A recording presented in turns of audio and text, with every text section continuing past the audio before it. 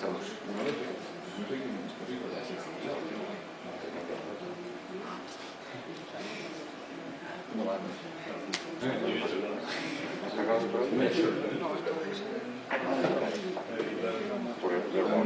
Perfecto.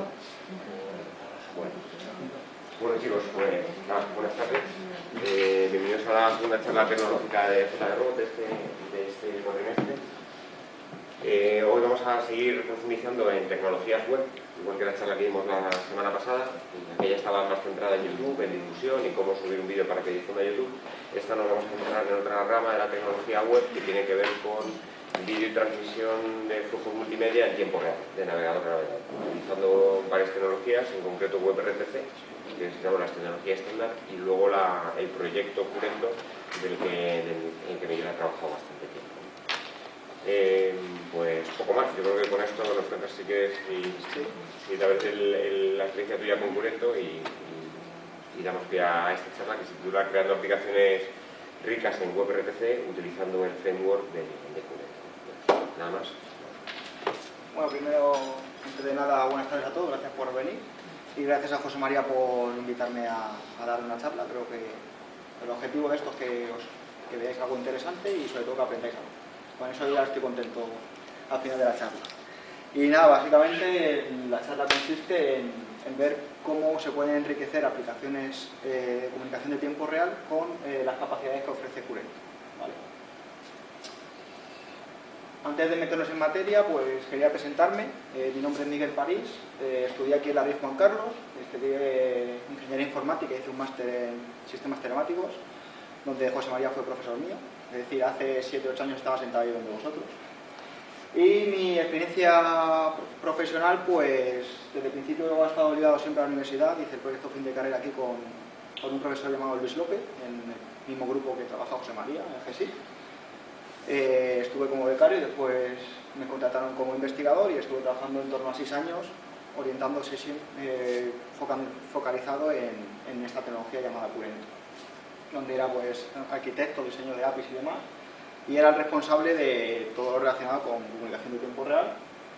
Y desde finales del año pasado hasta ahora, pues una empresa llamada Twilio adquirió el proyecto software libre Curento y parte del equipo, y ahora mismo soy empleado de esta empresa. Entonces, bueno, sin más, voy a hacer un breve repaso de lo que vamos a ver en esta charla, que es qué filosofía hay detrás de Curento y qué queremos aportar al estado de arte, o qué queríamos aportar, creo que lo hemos conseguido.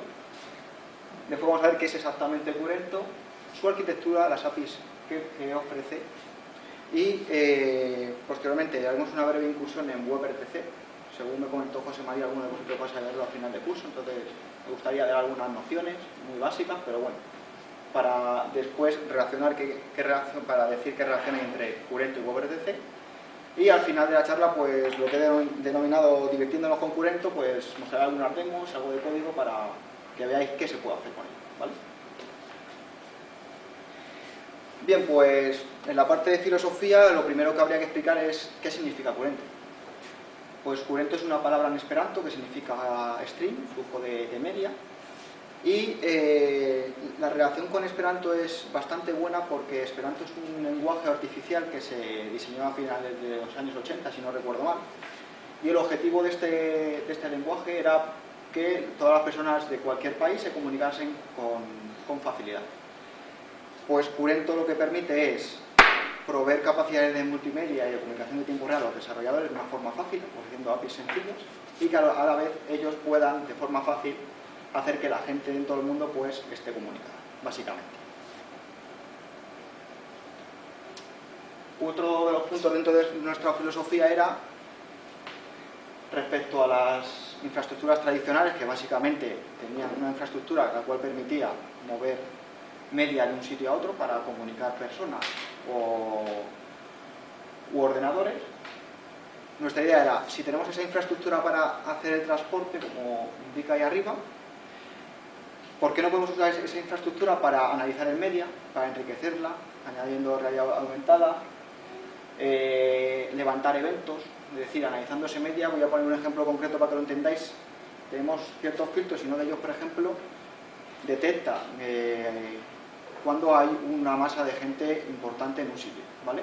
Esto para temas de seguridad es muy importante, entonces este filtro pues detecta eso de forma en tiempo real, según se está fluyendo el medio en tiempo real, y levanta un evento. Esto es importante sobre todo para temas de seguridad. En vez de tener una persona mirando una cámara 24 horas, pues este sistema levantaría una alarma y entonces la persona encargada pues, iría a ver qué está pasando exactamente, si ha habido un accidente, si ha habido una manifestación no esperada, etc. Y todo esto es muy bonito, pero ¿cuál es el problema? Pues la complejidad del media. Vosotros creo que estáis estudiando una carrera relacionada con temas multimedia, entonces creo que más o menos podéis saber qué complejidad tiene simplemente transcodificar un fichero, ya no es fácil. Hay muchas más complejidades aparte de esa, y si metemos además restricciones de tiempo real, esto se complica un montón. Entonces tenemos aquí, por decirlo de alguna forma así, un carajal de muerte. Entonces, respecto a esto, ¿qué es Curento? Pues Curento básicamente nuestra idea es la ecuación de proveer una infraestructura lo suficientemente potente para que los desarrolladores cubran sus casos de uso y ofreciendo APIs sencillas, básicamente. Y Curento en concreto es un proyecto software libre, ¿vale? Con una licencia Apache 2.0, y aquí, pues bueno, he puesto una pequeña imagen de lo que es el GitHub, tenéis ahí todo el código accesible si queréis echarle un vistazo y demás. ¿Qué parte podemos, así a alto nivel, distinguir de Curento? Pues por una parte tenemos lo que es la infraestructura en sí, que provee todas las capacidades que hemos comentado anteriormente, como puede ser capacidad de interoperar con otros sistemas, implementando estándares como WebRTC, RTP o HTTP. Y además, pues, el tema de analizar el media, grabar media, etc. Eso por una parte, y por otra parte, pues proveemos las APIs. Aquí he puesto tres de ellas, hay una API REST, una JavaScript y otra Java, que permite a los desarrolladores interactuar con el media server, ¿vale? Aquí quiero mencionar que aparte de estas APIs, el media server como tal ofrece una RPC, que cualquier cliente que la implemente, que está basada en JSON RPC, puede hablar con el media server. Nosotros facilitamos eso mucho más, y por encima de esa RPC tenemos implementaciones de Java y JavaScript. Y la licencia, como decía anteriormente, es Apache 2.0. Aquí vemos un poquito más en detalle, básicamente la arquitectura. A lo mejor me repito un poquito más, pero quiero que quede claro. Lo que es la infraestructura permite, en el flujo de media, es decir, tenemos una fuente de media, por el otro lado sale, y ahí podemos bien analizar, aplicar realidad aumentada, hacer transcodificaciones, etc. Todo en tiempo real. Y encima de estas capacidades, pues ofrecen las APIs para poder interactuar con estas capacidades, básicamente. Por tanto, vista la arquitectura, vamos a ver qué abstracciones ofrecemos dentro de ese API. Como decía anteriormente, queremos ofrecer una API lo más sencilla posible. Entonces, ofrecemos abstracciones sencillas, que está basado en dos de ellas, que es un Media Element. Un Media Element básicamente es un elemento multimedia que está dentro del media server y tiene una capacidad en concreta. Tenemos un media element llamado WebRTC Endpoint, que ¿qué hace? Implementa WebRTC y es capaz de hablar con cualquier PID que lo implemente. Un browser, una aplicación nativa en un dispositivo móvil, etc. Y dentro de estos media elements tenemos dos tipos diferenciados. Los endpoints, que básicamente son los encargados de o inyectar media dentro del pipeline que se construye dentro del media server, como puede ser un WebRTC Endpoint, o tenemos otro que se llama un player endpoint. ¿Qué hace un player endpoint? Básicamente reproduce un fichero y inyecta ese media dentro del pipeline de Curento. Y tenemos filtros.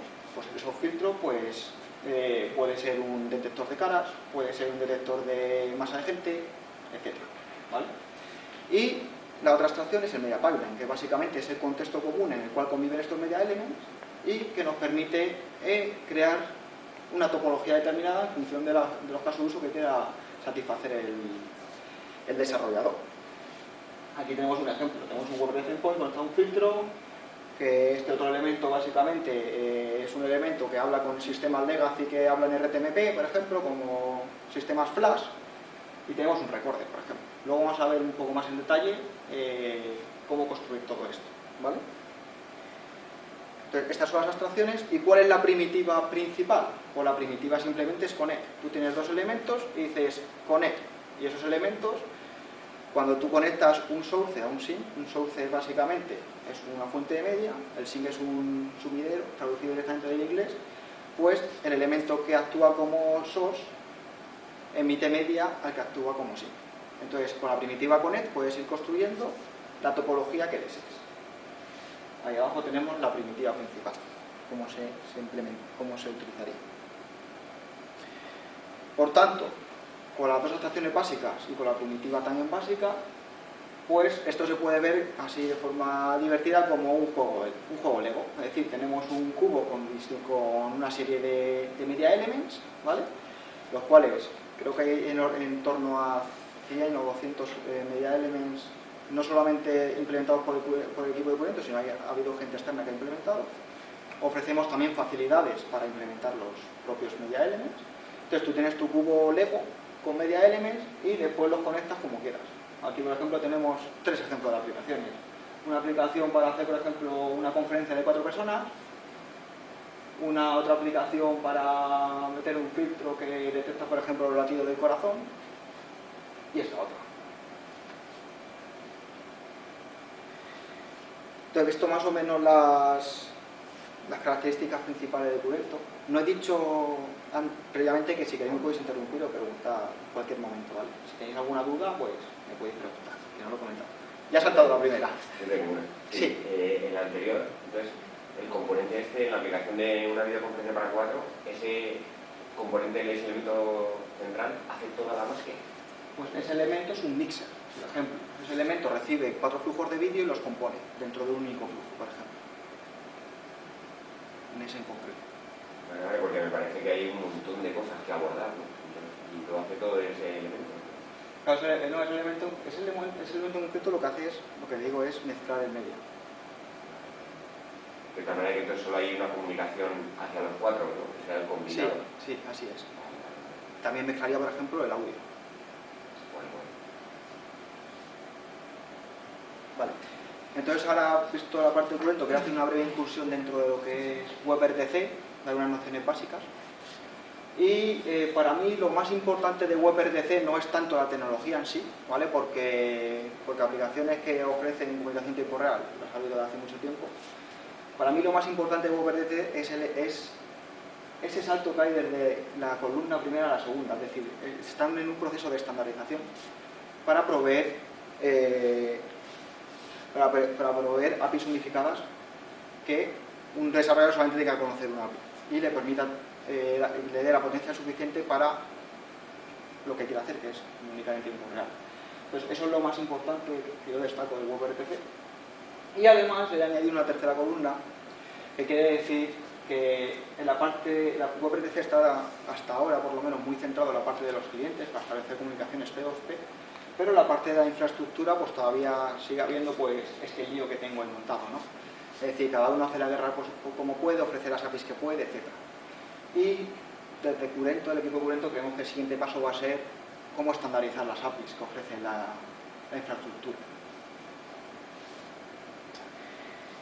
En esta segunda transparencia quiero hacer mención para distinguir claramente dos partes de cómo establecer una comunicación en tiempo real. Por una parte tenemos lo que llamamos plano de señalización. El plano de señalización es básicamente, para que lo entendáis, es cuando yo cojo el móvil, abro la agenda y busco a mi amigo Pedro y le llamo. Esa es la parte de señalización. Quiero llamar a Pedro y Pedro le llega a través del plano de señalización un evento que es Miguel te está llamando. ¿Quiero hablar con él o no? En cuanto yo quiero hablar con él, se establece el canal de media que hablamos, ¿vale? Pero distinguir claramente entre estas dos partes, porque luego a partir de ahora vamos a ir viendo ejemplos y creo que esto quede más o menos claro, ¿vale? Repito un poco más, es decir, plano media es por donde fluye el audio y el vídeo, básicamente son bits, es los codes de audio y de vídeo, y la parte de señalización es cómo hago yo que esos se hagan su primera conexión para que establezcan ese canal, ¿vale? Y además he querido hacer una transparencia lo más simple posible explicando la arquitectura y los componentes de WebRTC. Lo que quiero que quede claro es que WebRTC está centrado en el plano de media, ¿vale? El estándar es agnóstico a cómo se señaliza, ¿vale? Entonces, la parte que comprende es, en la parte prácticamente pegada a la red, tenemos protocolo ICE, que se encarga de garantizar la conectividad entre dos peers, haciendo que los NAS se atraviesen, etc. El estándar también obliga a que todo el tráfico entre los dos peers, a lo mejor debería de explicar el término peer. Peer es básicamente un stack que implementa WebRTC, peer es par y tiene un par con el cual se comunica, ¿vale? Vale, pues el estándar también obliga a que toda la comunicación tiene que ir cifrada. Para ello se utiliza en primera instancia DTLS para establecer el handshake, intercambiar certificados y demás, y coger las claves simétricas que se utilizarán para después encriptar el tráfico. Ese tráfico va encriptado en lo que se llama Secure RTP, es básicamente RTP es el protocolo para comunicar y está encriptado con la S. ¿Vale? Y ya cerca de lo que son las APIs, que es lo que ya sería Tree Connection, pues tenemos el protocolo SDP. SDP es un protocolo que hay gente que dice que es muy feo, es un protocolo basado en texto, que básicamente pues expone las características tanto de media como de transporte de cada API, y a través de un protocolo basado en ofertas-respuestas se establecen en común qué quieren utilizar para comunicarse, ¿vale? Y este SDP enlaza con la parte de señalización, es decir, el Peer Connection como mucho te ofrece el SDP y hasta ahí ya está. Es decir, a partir de ahí la señalización, todo esto es agnóstico. Lo puedes señalizar a través de JSON-RPC con un WebSocket, lo puedes señalizar por SIP, incluso lo puedes señalizar hasta con una paloma mensajera si queréis, ¿vale? Y aquí pues vamos a ver la relación entre WebRTC y Curento. Por una parte he expuesto las primitivas básicas para utilizar Peer Connection y por otra parte el elemento que implementa WebRTC en Curento, que es el WebRTC Endpoint.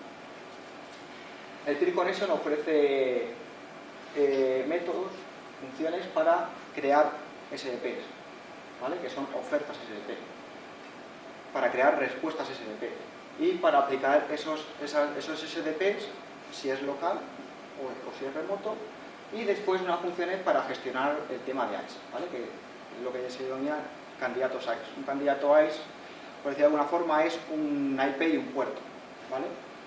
Entonces, los candidatos ICE como se relacionan de un peer a otro es, un peer tiene un candidato y el otro tiene otro. Si entre dos puertos hay conectividad, pues se establece un par conectado. No quiero entrar mucho más en detalle y luego si queréis o tenéis más preguntas podemos entrar más en profundidad. Y pues el WebRTC Endpoint ofrece métodos muy parecidos. Lo único que hemos querido simplificarlo aún más eliminando las funciones de ser local y ser remoto. Para ello tenemos un generate offer, que es lo mismo que en el Peer Connection, hacer un create offer y hacer un ser local de script, ¿vale? Tenemos un process offer, que es lo mismo que hacer un ser remote de script y un create answer del Peer Connection. Y tenemos un process answer, que es básicamente hacer un ser remote de script. Y las funciones idénticas para la gestión de los candidatos a eso. Ahora en la siguiente transparencia vamos a ver exactamente cómo se utilizan estos en un ejemplo, ¿vale? Entonces aquí tenemos un diagrama de secuencia en el cual vemos la parte cliente que gestiona su instancia de Peer Connection. He querido meter en este diagrama de secuencia el Application Server, que es el servidor que ofrece la aplicación en concreto, y por otra parte está el Curento Media Server, ¿vale? Entonces, en este ejemplo en concreto decimos que el cliente es el oferante. El oferante quiere decir que yo creo la oferta SDP, ¿vale? Entonces, para crear la oferta SDP, básicamente, con la instancia de Peer Connection hace un create offer, el cual va a devolver un SDP offer, al cual tienes que hacer un set local de script. Y por otra parte, tienes que enviar, señalizar, vamos a utilizar la terminología que hemos dicho anteriormente, tienes que señalizar ese SDP hacia el servidor de aplicaciones, el cual lo utilizará para, en una instancia de un WebRTC Endpoint, hacer un process offer, básicamente. Ese process offer como decía anteriormente, volverá un SDP respuesta, que lo obtendrá el Application Server y tiene que señalizarlo hacia la parte cliente, el cual deberá ser un server multi-descriptivo. Asumiendo que todo ha ido bien, posiblemente las primeras prácticas que hagáis, hasta que esto encaje, os tiráis unos minutillos o unas horas, pero una vez que todo encaja, pues el plano de media se establece y empieza a fluir media. Audio y vídeo de un peer, en este caso el peer, ¿qué es? Es el peer connection que hay en el browser. ¿Y el otro peer cuál es? El otro peer es el WebRTC endpoint que está en el media server. Por tanto, empieza a fluir media tanto del browser al media server como del media server al browser. ¿De acuerdo? Y nos olvidamos de todas las capas por encima. Podríamos haber metido aquí 20 líneas más, pero al final el peer es el browser y el peer es el WebRTC. Y bueno, pues hasta aquí más o menos la parte teórica. He querido ir un poco rápido para no aburriros mucho. No sé si tenéis alguna duda o alguna pregunta. No, creo que ahí ha quedado todo claro o todo no claro. Vale, pues ahora vamos a hacer unos ejemplos para ver cómo se ve esto desde fuera. Pero no solo desde fuera, sino también cómo se utilizan las APIs para hacer estos ejemplos. Entonces, el primer caso que quiero poner es un caso que no tiene mucha utilidad, pero bueno, es como un Hello World, que básicamente establecer un loopback entre el browser y el media server. ¿Qué quiere decir? El browser va a enviar audio y vídeo hacia el media server y el media server va a reenviar ese flujo hacia el browser. Entonces, esta es la topología que tenemos. Tenemos la parte del cliente, el browser, y tenemos un WebRTC endpoint. ¿Cómo establecemos este loopback? Pues básicamente conecto el elemento a sí mismo. Si conecto el elemento a sí mismo, lo que reciba lo va a reenviar, básicamente. ¿Vale? Entonces aquí tenemos cuál sería el código o pseudocódigo, ¿vale? He quitado, esto es la parte sustancial. Estos tutoriales también son software libre, están disponibles. Y veréis que tienen el envuelto que permite establecer el canal JSON RPC WebSocket con el Pin Connection, etc. Pero todo eso es una envoltura para después utilizar las APIs de Curento, ¿vale? Entonces, lo importante de ese código, o que quiero que entendáis, es lo siguiente. Lo primero que en la parte cliente hago es construir el conector que habla con el media server, que es básicamente la primitiva CurentoClient.create. Y a partir de ahí creo un pipeline y a partir de ese pipeline creo el WebRTC. Todos los elementos en el constructor, es un constructor un poco raro, se utiliza el patrón builder, ¿vale? Pero vamos a asumir que es un constructor simple. Entonces, como decíamos anteriormente, todos los elementos tienen que convivir en un contexto denominado pipeline.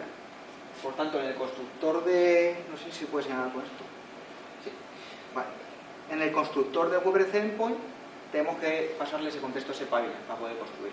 Por lo tanto, previamente tenemos que construir el pipeline. Y en el paso número 2 vamos a hacer la topología que queremos, que es un loopback. Básicamente cogemos el WebRTC endpoint y lo conectamos a ese mismo, como decíamos anteriormente. ¿Vale? Y aquí he expuesto pues cómo se hace la negociación SDP desde el punto de vista de la aplicación del servidor de aplicaciones. Básicamente vas a recibir una oferta a través de JSON RPC desde el cliente, ¿vale? Recordamos el diagrama que hemos visto previamente.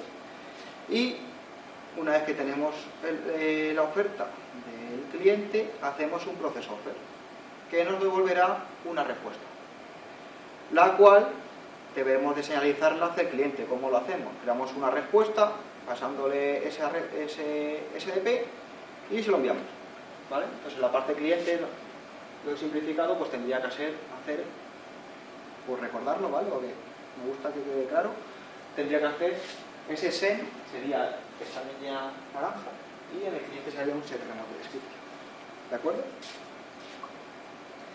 Entonces, bueno, pues vamos a ver exactamente cómo se ve esto. A lo mejor me decís alguno, me estás engañando, estás poniendo el vídeo en los dos sitios. Podríais tener razón. Pues básicamente, pues aquí establecemos, y el vídeo que veis a vuestra derecha viene del media server. ¿De acuerdo? Pues esto no tiene mucha utilidad, nada más que para mostrar lo básico. no hay casi retardo, casi está todo ahí rápido. Bueno, he de decir que todo esto lo tengo en el server instalado en mi máquina, entonces la latencia pues son milisegundos. La latencia de red están reducidas al mínimo, porque va todo por la interfaz loop. Vale. Este es el código, como decíamos. Entonces vamos a ver ya algo que sí que es interesante y que muchas empresas piden, que es la grabación, ¿vale? Entonces, básicamente, ¿qué queremos hacer? Pues vamos a recibir el flujo del navegador, vamos a establecer el loopback, ¿vale? Esto es un connect a sí mismo, y tenemos un elemento, como hemos dicho anteriormente, si no recuerdo mal, que es un recorder endpoint. ¿Qué hace un recorder endpoint? Recibe audio y vídeo y lo graba a fichero, ¿vale? Entonces no sé si alguno se atreve a partir de este código que hemos puesto antes, porque estaba el muñequito este aquí antes, que no lo he mostrado. Si a alguien se le ocurre cómo sería el pseudocódigo para establecer esta topología. No sé si voy a poner como base este otro código, no sé si a alguien se le ocurre qué habría que hacer para ir desde el ejemplo del loopback a meter un recorte. ¿Nadie se atreve? Si se equivoca no pasa nada, ¿eh? ¿No? ¿Mandar otro response a otra máquina para arreglar o no sé? Vale, vamos a ir más o menos por partes a ver si entre todos pensando pues lo sacamos. Entonces, básicamente, como hemos dicho antes, esto es un juego de Lego, ¿vale? Entonces, partimos de esto. Aquí, ¿qué tenemos? Tenemos una única pieza que es un WebRTC endpoint, ¿vale? Para obtener esa pieza hemos tenido que hacer hemos tenido que construir un WebRTC endpoint. ¿Qué necesitamos ahora? Un recorder endpoint. Pues lo primero que habrá que hacer es crear un recorder endpoint, ¿no? Que será algo parecido a recorder endpoint.builder.pipeline.build. Algo parecido a eso, ¿vale? Luego, ¿qué diferencia hay entre esto y esto? Pues la topología, ¿no? La topología cambia. Entonces, en el punto 2, donde digo Media Topology, habría que hacer algo más. Es decir, el loopback sigue existiendo, como podemos verlo aquí, ¿vale? Pero habría que establecer esta conexión entre el WebRTC endpoint y el recorder. Entonces, aparte del loopback, ¿qué deberíamos de haber hecho? A los datos que hemos creado del recorder, pasarle el flujo de vídeo, que sería volver a ¿Cómo sería? Dilo más alto, sin miedo. Sería el objeto que acabamos de crear, que hemos dicho que íbamos a crear, que es el recorder, y pasarle el flujo de vídeo, que sería WebRTC. Sí, entonces, ¿cómo quedaría la primitiva en código? Que sería el recorder endpoint.connect y pasarle WebRTC. Vale, no exactamente, ¿vale? Ahí quería llegar. El connect tiene, implica un sentido del medio. Entonces, el sentido del media es, por decirlo de alguna forma, de source a sync, como decíamos anteriormente, ¿vale? Vamos a ponerlo, voy a marear un poco a la cámara, pero bueno, yo creo que merece la pena. La primitiva connect, el elemento en el cual se llama el connect es la fuente de media. Y el parámetro de ese método es a dónde va el media. Por tanto, en realidad tendría que ser WebRTC endpoint.connect al recorder, porque queremos que fluya el media del WebRTC endpoint al recorder. ¿De acuerdo? Vale. Pues vamos a ver si hemos acertado, que yo tampoco me acuerdo muy bien. Vale. Pues efectivamente, pues lo he resaltado en negrita y con la letra más grande para centrarnos en las diferencias. Que es que el recorder, evidentemente le tengo que decir a dónde quiero grabar, ¿vale? Es un fichero. Pasaría con el argumento del constructor, sigo llamándolo constructor por simplificar, y lo más importante es el connect. Y se me había olvidado algo interesante, que los elementos no solamente tienen la primitiva básica connect, también pueden tener una funcionalidad, como decíamos. En concreto el recorder yo puedo hacer decirle graba, pero también en un momento determinado puedo decir para de grabar y después vuelve a grabar. Entonces, para grabar en media tendríamos que hacer recorder.record, ¿vale? Sí. Si tuviéramos 40.000 recorders, ¿se podrían conectar los 40.000? Sí. A WebRTC pues le podrías conectar en elementos. Eso, mira, es una pregunta un poco más en detalle y la voy a explicar. Básicamente, un elemento fuente de media, un source element, puede conectarse a múltiples sinks, pero un sink solamente puede conectarse a una fuente. ¿vale? Excepto ciertos elementos, como pueden ser los mixers, que pueden recibir el flujo de otros elementos porque hacen una operación, por ejemplo, de juntar media. Para lo cual tenemos una abstracción que se llama hub port, que es, estos elementos tienen puertos a los cuales puedes ir conectando otros medios. ¿Vale? Pero en este caso en concreto sí podías conectar muchos recorders al WebRTC endpoint. De hecho, se ve aquí. Es decir, el WebRTC endpoint actúa como fuente y en realidad hay dos sinks, que es el mismo y el recorder. ¿Vale? Entonces, pues bueno, vamos a ver cómo quedaría la demo. ¿Vale?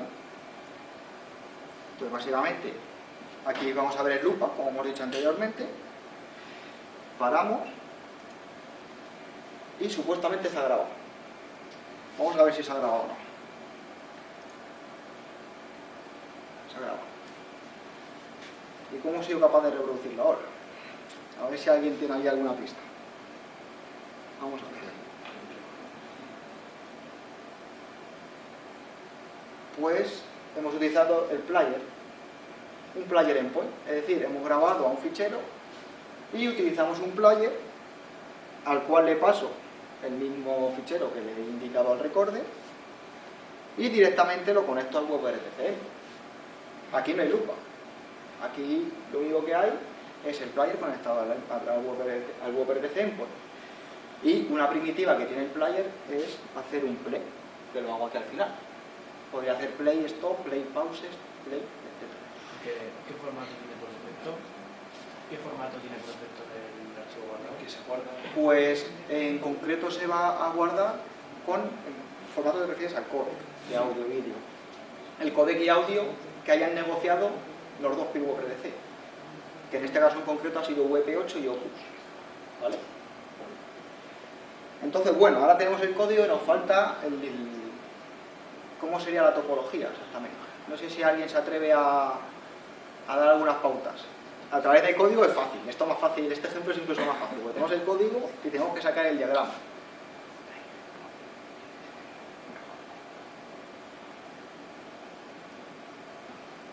Yo creo que lo sabéis, pero no lo queréis decir. Entonces, vamos a mirar el código, ¿vale? Pero lo vamos pensando entre todos. Entonces, he creado un WebRTC endpoint y he creado un player, lo básico para poder jugar con esos elementos. Y después la topología que he creado básicamente es, he conectado ese player al WebRTC endpoint. Por decirlo de alguna forma es el caso inverso al recorder. Es decir, ahora la fuente de media es el player. Y yo lo quiero enviar ese media al WebRTC endpoint y que ese se lo envíe al navegador. ¿Vale? Entonces, pues la topología sería esta. Sería el player conectado al WebRTC. Es incluso más sencilla que la anterior. ¿Vale? ¿Queda claro? ¿O hay dudas? Perdona, ¿cuál era la finalidad de...? Sí. ¿Cuál era la finalidad de esta parte? La finalidad de esta parte es... Voy a la demo, ¿vale? Entonces, he hecho una grabación utilizando la topología WebRTC endpoint más recorder y ahora lo que yo quiero es reproducir lo que he grabado previamente. Que hago un play. Pero son topologías totalmente distintas, o sea, van por separado. Sí. Es decir, son como dos, es la misma demo, pero hay como dos pipelines para hacer los dos. Ah, eso. Por decirlo de alguna forma, son dos casos de uso. Un caso de uso de grabación y el segundo es el caso de uso de reproducción de lo que he grabado previamente. Entonces no hay relación entre los pipelines entre sí. ¿Sí? ¿Cómo sabe? Porque llama fichero y el fichero está guardado por ahí. Efectivamente, lo que comentaba anteriormente es que yo al player le paso el mismo fichero que he utilizado para grabar. Al recorder he grabado en este fichero y el player va a leer del mismo fichero. ¿Sí?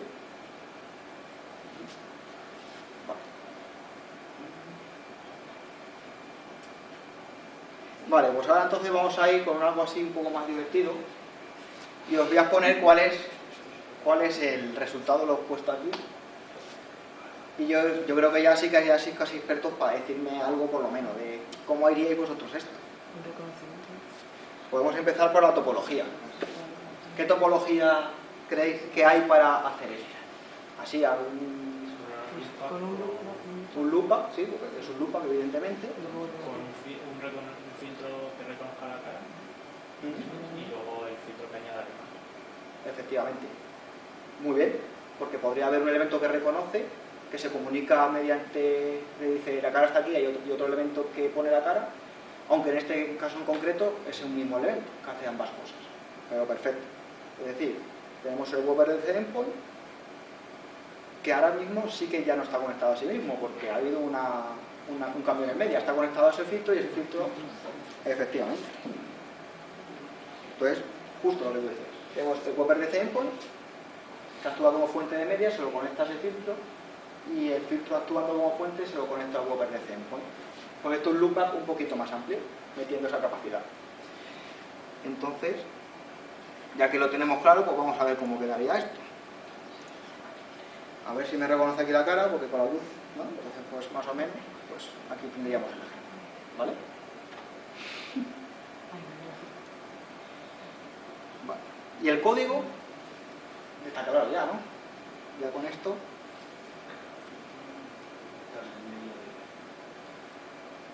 Primero al principio y luego una segunda fuente que sería el filtro hacia el principio del código. Entonces, ¿cómo harías los connects así rápidamente?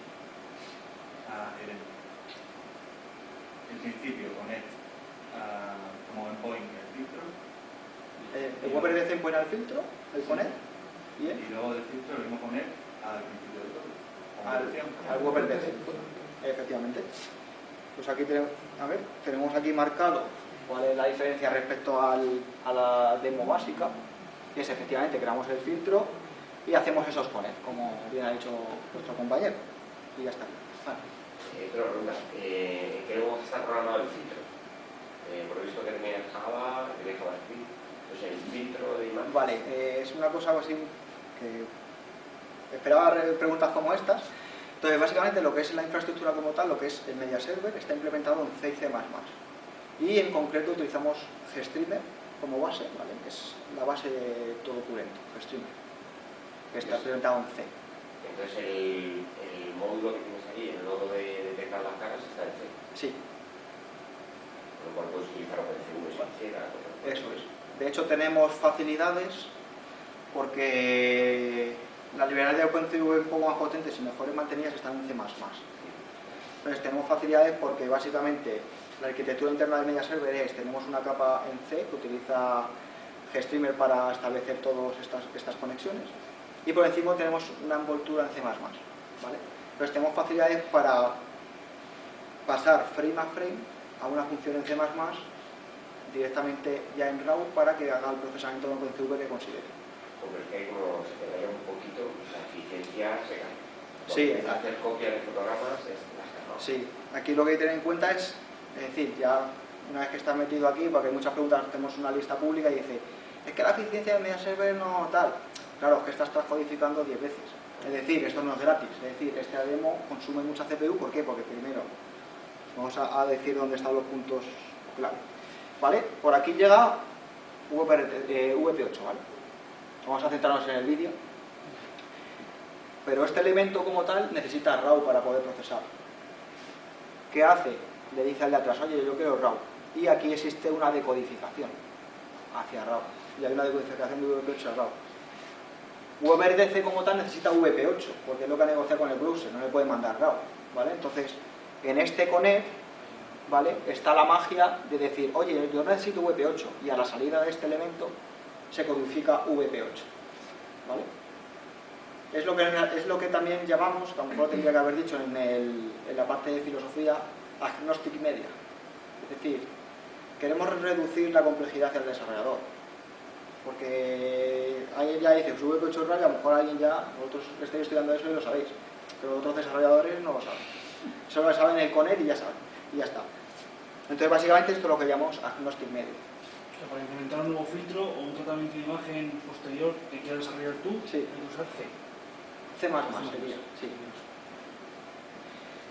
Después, profundizando un poquito más, os he dicho que la decodificación se hace aquí y la codificación se hace aquí. ¿Por qué no se hace la decodificación en la entrada y la codificación aquí? Porque pensando un poco en eficiencia, si yo decodifico aquí y hay otro elemento que me lo pide, reutilizo esa decodificación.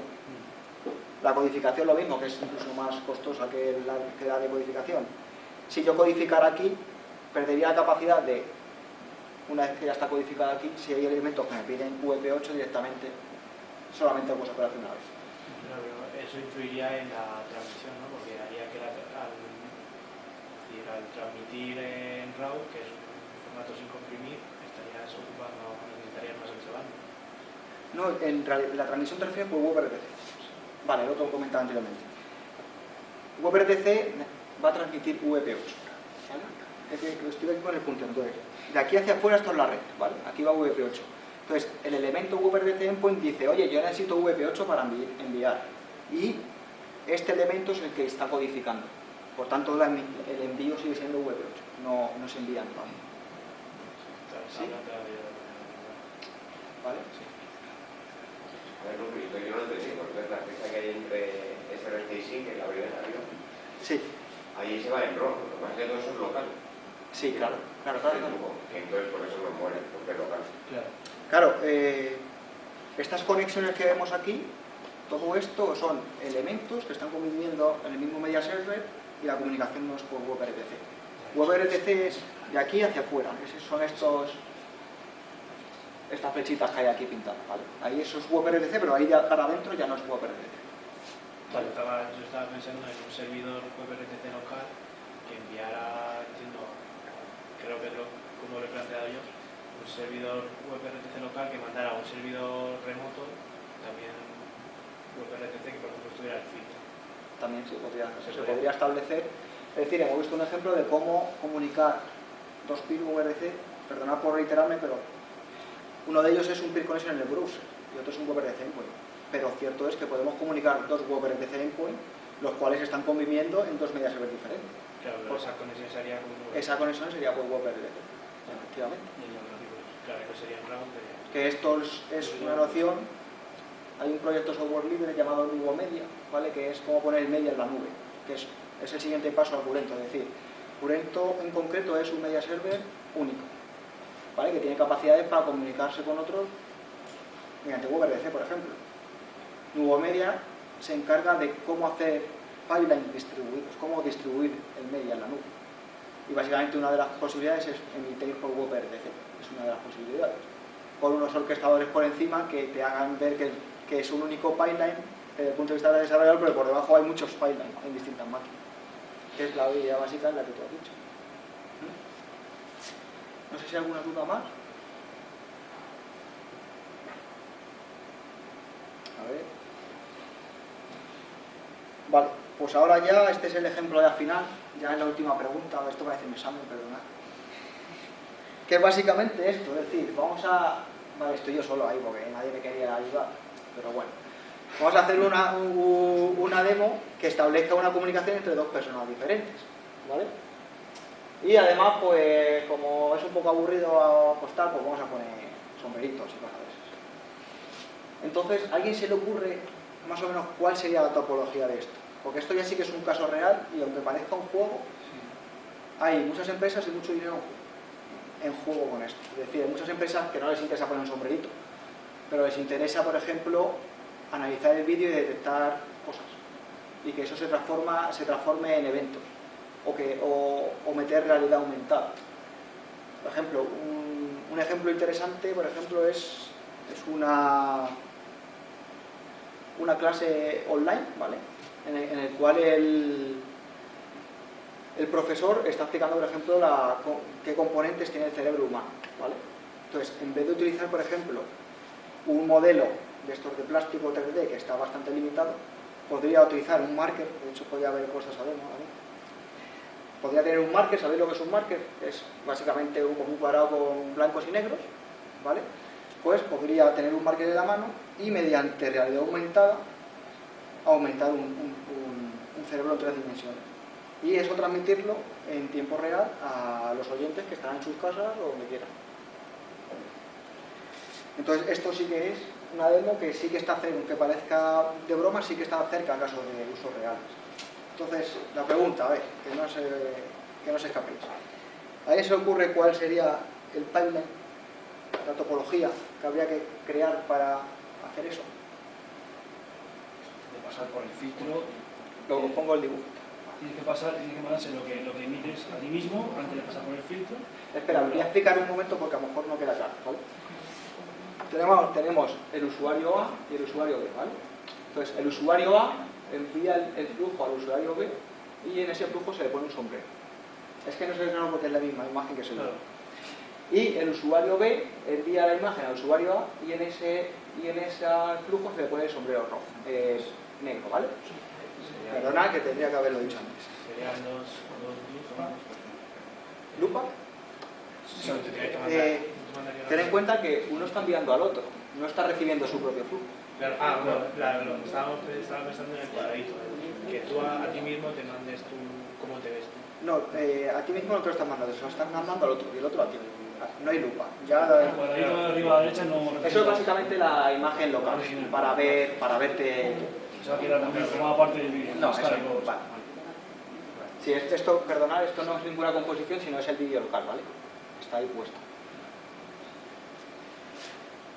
Sería pues, La mandan al B y antes de que se reproduzca, introduce un filtro.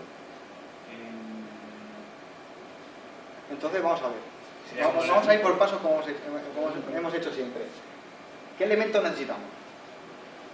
¿Y cuántos? No, mixer no, es que esto no es una composición, esto es el vídeo local, ¿vale? No hay mixer, es básicamente el flujo que se modifica. Es que a lo mejor... Entonces, básicamente necesitamos dos filtros, vale, necesitaríamos dos filtros. Aparte de dos filtros, ¿qué más? Enviártelo aquí, ¿no? Lo envías al otro. WebRTC endpoint, vale, entonces necesitaríamos dos WebRTC endpoint, uno para cada cliente y dos filtros para modificar el flujo de cada uno de ellos. Perfecto. Y además, si os hacéis fijar en el detalle, tengo aquí el botón este mágico de play. Es decir, esto me dice a mí que vamos a grabar. Entonces, ¿qué necesitaríamos? Tenemos dos filtros, dos WebRTC endpoint y si vamos a grabar, dos recuerdos. Vale. Entonces ya tenemos los elementos en el cubo. Ahora, ¿cómo los conectamos? Pero después te pasa un filtro. Si eso es el A, digamos que hay que conectarlo con el B. Eso es. Recibo el flujo de WebRTC endpoint de A, se lo conecto al filtro y la salida es el filtro al... Muy bien, ¿no ves? Es que sabía que lo iban a solucionar. Vale, pues vamos a verlo. Efectivamente. Tenemos los dos WebRTC endpoint, tenemos los dos filtros y tenemos los dos recorders.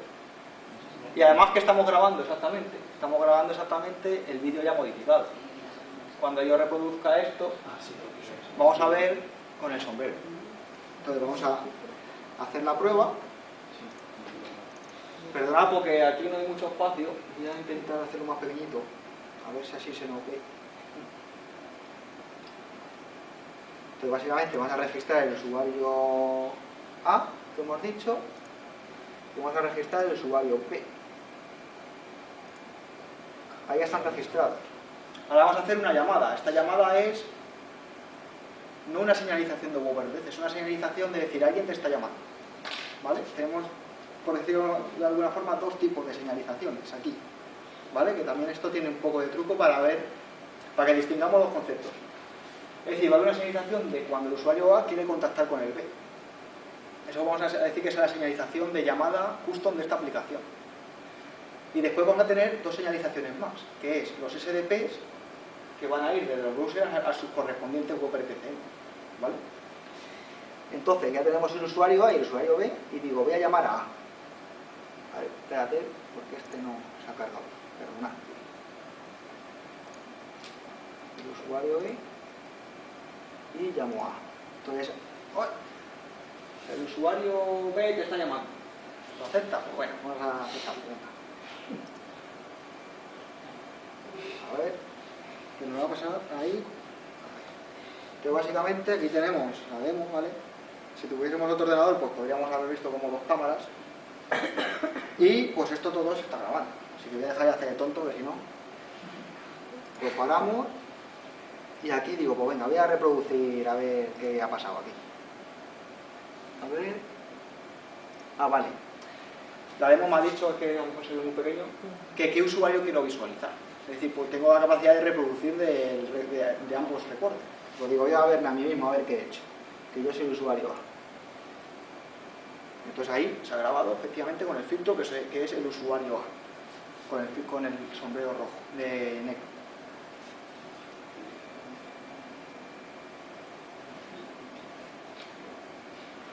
Eso es lo que ha grabado.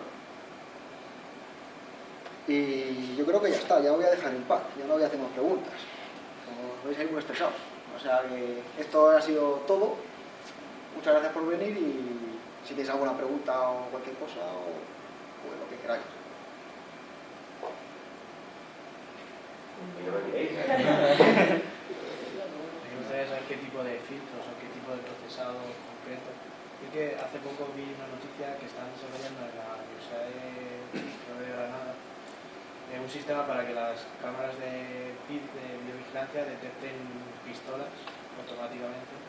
Es un poco lo que estáis haciendo vosotros con las personas mayores, pues con pistolas. Pero digo con pistolas que están... Pero pistola, nadie va con la pistola, enseñando la pistola. Ya, me supone que es para el caso de un atraco, por ejemplo, creo que está muy interesado en Brasil, que cuando saquen la pistola automáticamente la cámara detecte... Para ver más cerca o... No, incluso que genere una alerta a la central de alarmas, un evento, entiendo, o sea, algo Sí. similar, pues si hay algo similar o en general qué tipo de filtros tenéis ya desarrollados. Pues filtros, a ver, tenemos un filtro de tema de detecciones, tenemos el filtro este que detecta masas de gente, detecta caras, tenemos detectores de cuerpo entero, tenemos lo que denominamos background extractor, que eso básicamente es detecta el cuerpo y todo atrás te lo quita, ¿vale? Es para temas de anonimatos y cosas así, no quiero que sepan dónde estoy. Para el filtro de cara también se puede aplicar que se te cubra la cara, para temas de anonimato. Y no sé, hay un montón, pero que ahora mismo no recuerdo. Sí. Por ejemplo, se puede hacer decir, si alguien tiene la capacidad o tiene un algoritmo que detecta pistolas, sería relativamente fácil tener esa lógica en el media server, porque le damos la funcionalidad de decir, pon aquí tu código y todo lo que fluya en tiempo real se va a analizar con tu algoritmo. La idea que tenemos desde Curento es, nosotros no somos expertos, aunque tenemos un compañero que sí que se dedica y es experto en temas de algoritmos de realidad aumentada y etcétera. Es decir, nuestro objetivo no es hacer esos algoritmos, nuestro objetivo es proveer la infraestructura necesaria y facilitarle la vida a alguien que sí que tenga esos algoritmos. Por ejemplo, hay empresas que llevan 20 o 30 años mejorando algoritmos de ese estilo. En un año, por ejemplo, podemos hacer demos de este estilo y demás. Nuestra idea está en facilitar la infraestructura. ¿Eso se podría conectar, por ejemplo, a las cámaras de la DGT o de la M30?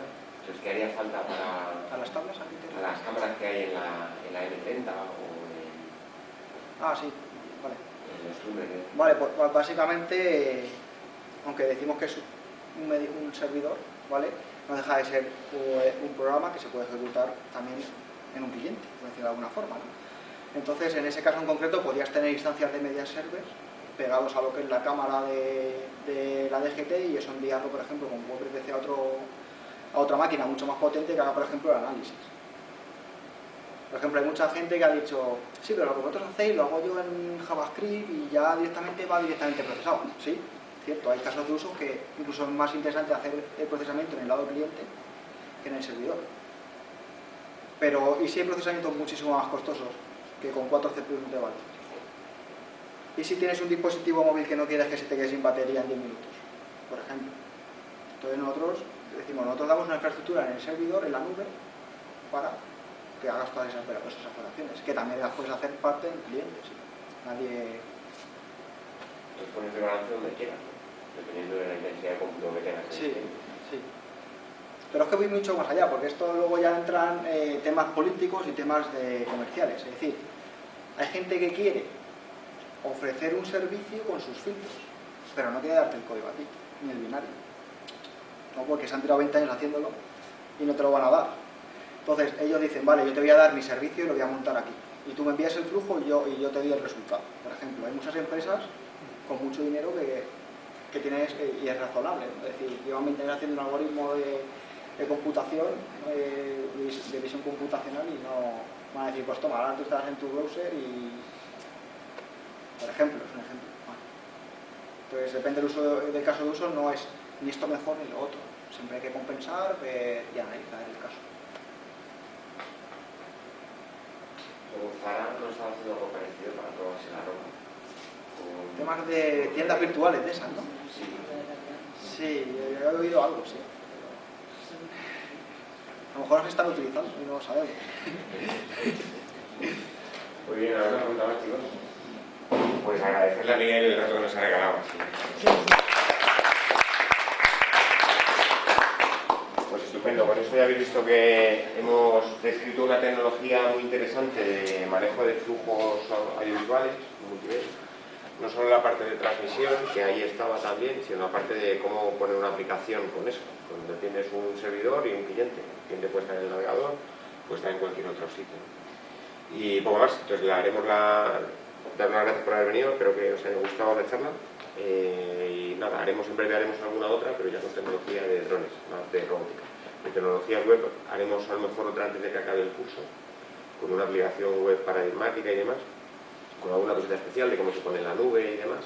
Pero luego hay dos conferencias preparadas, pero ya más de aspecto robótico. Entonces, si os interesa, como siempre, lo difundiremos a través de la lista de la. Vale, chicos. ¿Me ayudáis a poner las mesas? Es un...